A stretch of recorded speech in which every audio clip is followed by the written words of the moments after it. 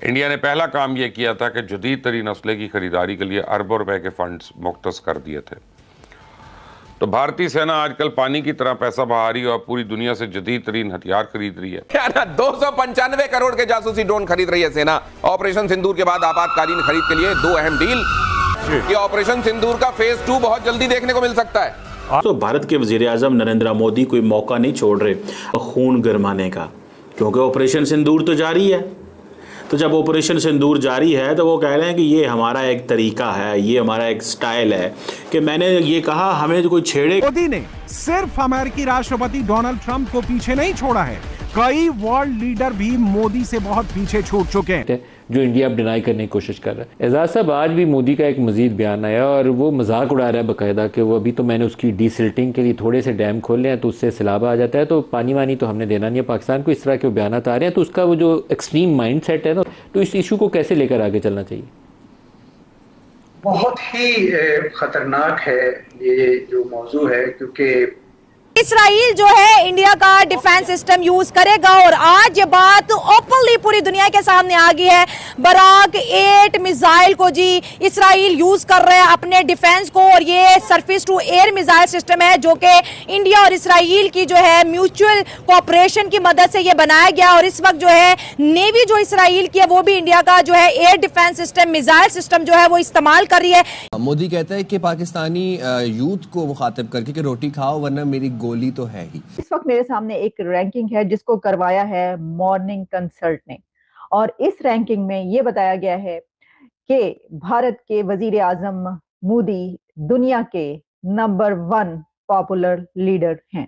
Operation सिंदूर के बाद जिस तरीके से नरेंद्र मोदी ने 295 करोड़ का जासूसी ड्रोन खरीद रहा है, देखकर पाकिस्तानी मीडिया का होश उड़ा हुआ है। कह रहे हैं कि नरेंद्र मोदी अपना सेना पर पानी की तरह पैसे बहा रहे हैं और 295 करोड़ के ड्रोन खरीद रहे हैं, वो भी जासूसी ड्रोन। देखकर दुनिया यहाँ तक कर रहे हैं कि अमेरिका का राष्ट्रपति डोनाल्ड ट्रंप, चाइना का राष्ट्रपति शी जिनपिंग और रूस का राष्ट्रपति व्लादिमीर पुतिन को भी नरेंद्र मोदी ने पीछे छोड़ दिए हैं। इस दिग्गज नेता को भी नरेंद्र मोदी ने पीछे छोड़ दिया है और दुनिया का एक लौता नेता बन गए हैं। देखकर पाकिस्तानी मीडिया में हाहाकार मचा हुआ है कि आखिरकार नरेंद्र मोदी इतना बढ़ते कैसे चले जाते हैं। और नरेंद्र मोदी को जिस तरीके से हर एक दिन अपना सेना के ऊपर इतना खर्चा करता है कि पाकिस्तानी के समझ से बाहर हो जाता है।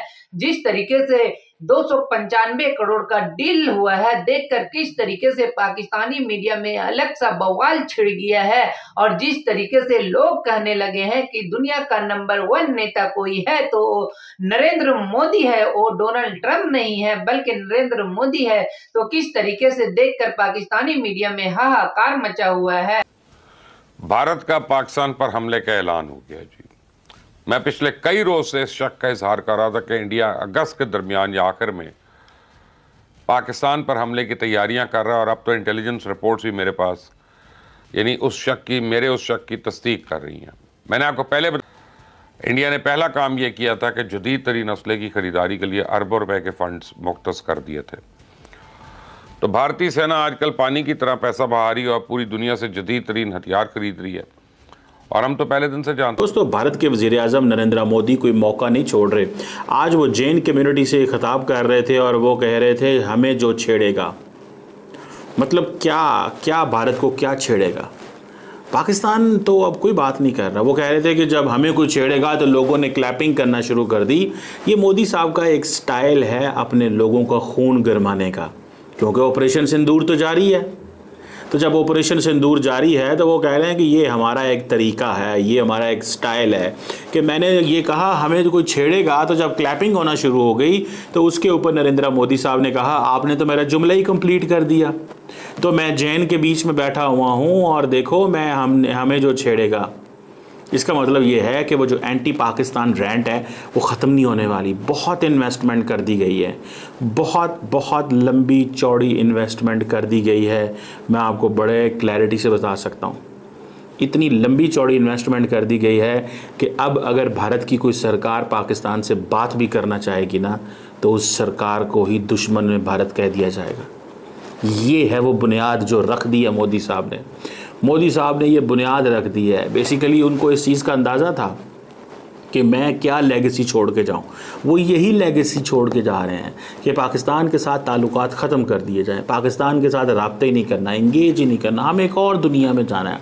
और बेसिकली उनको ये असेसमेंट दी गई कि पाकिस्तान इकनॉमिकली कमज़ोर है, पॉलिटिकली डिस्टर्ब्ड है, इंटरनेशनली हम इसको आइसोलेट कर देंगे, अफ़गानिस्तान से लड़ रहा है, अंदर इसको हम इंगेज कर देंगे और अब मौका है पाकिस्तान को इंगेज करने का। ये जो दोवल साहब की डॉक्ट्रिन है कि पाकिस्तान को इंगेज कर दो, पाकिस्तान के अंदर इतना माहौल गर्म कर दो, इतना माहौल गर्म कर दो पाकिस्तान के अंदर कि पाकिस्तानी जो हैं वो वहाँ पे कोई बात भी ना कर सके, कोई आए ही ना वहाँ पे। जो इन्वेस्टर आएगा वो परेशान होगा, चाइनीज़ आते हैं तो वो परेशान होते हैं, तुर्किश आते हैं तो वो परेशान होते हैं, दुनिया में कोई मुल्क भी आएगा तो वो परेशान होगा।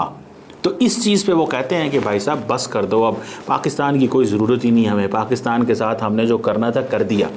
तो अगर ये माहौल रहेगा, अगर हम आज पाकिस्तान से बात करना शुरू कर देंगे तो पाकिस्तान तो इंडिया के जो इंटरनल एनवायरनमेंट है वो मैं कैसे लेके चलूँगा।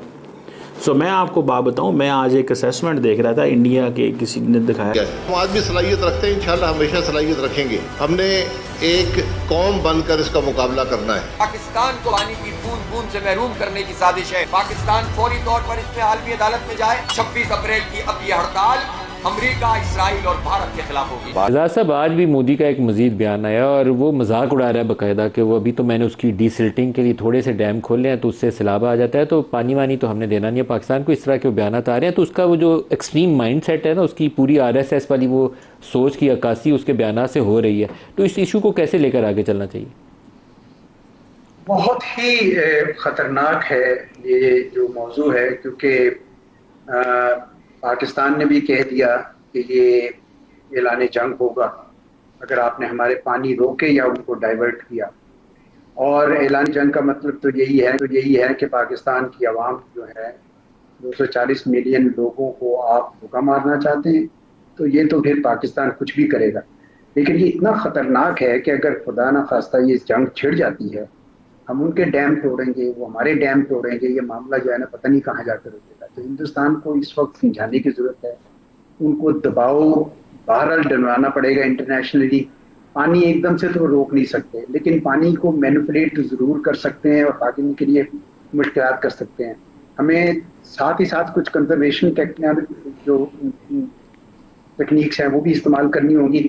लेकिन ये मामला जो है हमें कानूनी लिहाज से भी और सियासी लिहाज से भी दुनिया के अंदर लेकर जाना होगा और उसको बड़ी शद्दोमत से करना पड़ेगा। ये कोई यानी हयात और मौत का ख्याल मामला है।